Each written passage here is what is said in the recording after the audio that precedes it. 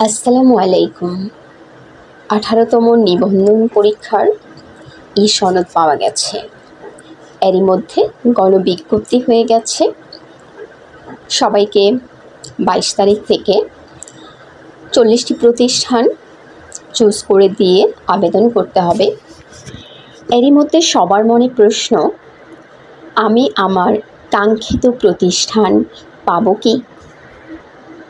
এর উত্তর একটাই, আপনার মেরিট পজিশন, আপনি রিটেনে কত মার্ক বেশি পেয়েছেন সেটার উপর সম্পূর্ণভাবে ডিপেন্ড করছে আপনি কোন প্রতিষ্ঠান পাবেন, কত ভালো প্রতিষ্ঠান পাবেন। অনেকের মার্ক ভালো, অনেকের মার্ক একটু কম। এখন প্রশ্ন হচ্ছে, তাহলে আমরা আমাদের চয়েস লিস্ট কিভাবে সাজাতে পারি? চলুন আমরা একটু দেখার চেষ্টা করি কিভাবে আমরা আমাদের চয়েস লিস্ট সাজিয়ে নিব। আমরা প্রতিষ্ঠানগুলোকে কয়েকটি ভাগে ভাগ করে নিই। ঢাকার মধ্যে যে প্রতিষ্ঠানগুলোকে আছে সেগুলোকে আমরা 1 নম্বরে রাখি।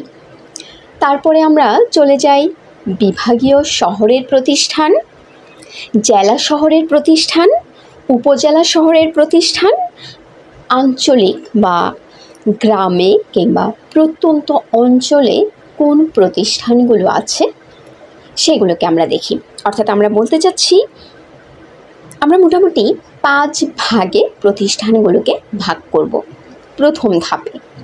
এবার দ্বিতীয় ধাপে আমরা আরও একটি ভাগ দেখব, প্রতিষ্ঠান ওয়াইজ কিভাবে আমি ভাগ করব। আমরা প্রতিষ্ঠানগুলোকে বলবো 3 ভাগ: degree college, school and college, মাদ্রাসা। স্বাভাবিকভাবে তুলনামূলক ডিগ্রি কলেজে সুবিধা পাওয়া যায় বেশি এবং চাকরি করাটা অনেকটা স্বস্তির বিষয়, তাই সবার প্রথম পছন্দের তালিকায় থাকে ডিগ্রি কলেজ। এবার আমরা একটু মার্কের দিকে যাই, কারা ডিগ্রি কলেজ পাচ্ছেন বা কারা ঢাকা শহরের প্রতিষ্ঠানগুলো পাবেন। যদিও সব কিছুই আমরা আনুমানিক বলছি, নিশ্চিত করে তো আসলে কেউ কিছু বলতে পারে না। যাদের মার্ক 75 থেকে 80+, তারা নিজেদের জন্য ঢাকা শহরের মধ্যে একটি প্রতিষ্ঠান নিশ্চিত করতে পারবেন বলে আশা রাখছি। তবে সতর্কবার্তা, আপনার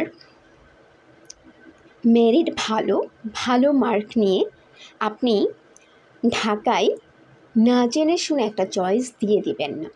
অবশ্যই যে প্রতিষ্ঠান চয়েস দিচ্ছেন সেই প্রতিষ্ঠান সম্পর্কে, সেই প্রতিষ্ঠানের কাম্য শিক্ষার্থী এবং সুযোগ সুবিধা অসুবিধা সব কিছু জেনে নিয়ে তারপরেই কিন্তু আপনি চয়েস লিস্ট সাজাবেন।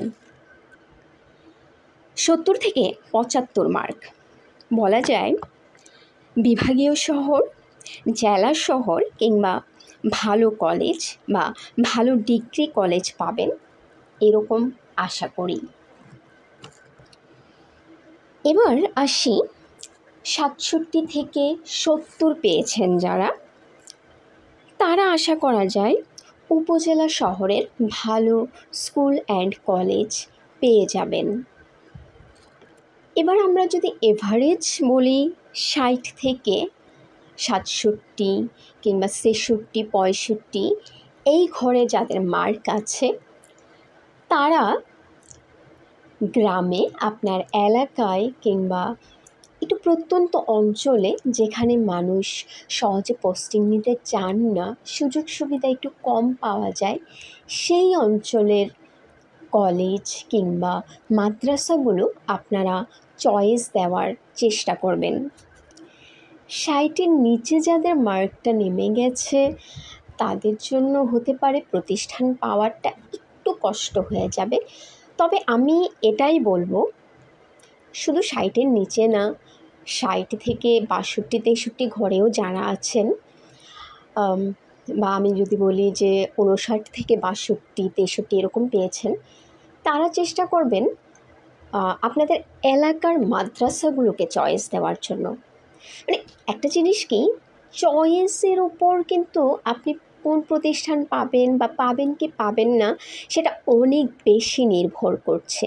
কিন্তু আপনাদের মধ্যে একটা চিন্তা ধারণা আছে, অনেকে আমাকে ফোন দিয়েছেন বা মেসেজ দিয়েছেন তো, যে গত বছর কে কত মার্ক পেয়ে কোন প্রতিষ্ঠান পেয়েছে। এখন 17তম নিবন্ধনের সাথে আপনি 18তম নিবন্ধনকে মিলিয়ে ফেললে কিন্তু হবে না। 17তমর হায়েস্ট মার্ক ছিল খুব সম্ভবত 76, আর আমার সঠিক মনে নেই, যদিও ইসলামের ইতিহাসের কথা বলছি। আর এবার আমি যতটুকু শুনতে পেয়েছি, এবার হায়েস্ট মার্ক 86 পর্যন্ত পেয়েছে।